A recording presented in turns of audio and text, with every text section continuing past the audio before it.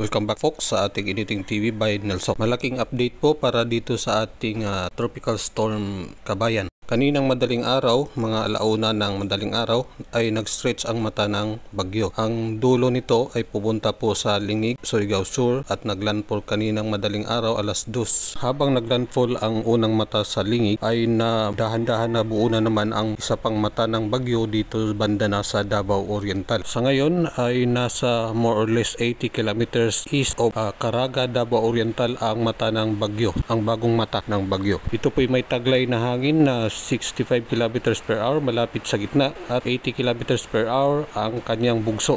Kumikilos northwestward sa bilis na 15 km per hour. Base sa available data ng Pag-asa, ang posibleng landfall ay sa Caraga or sa Baganga boundary ngayong umaga or ngayong hapon. Kaya ingat po tayo. Please subscribe, share,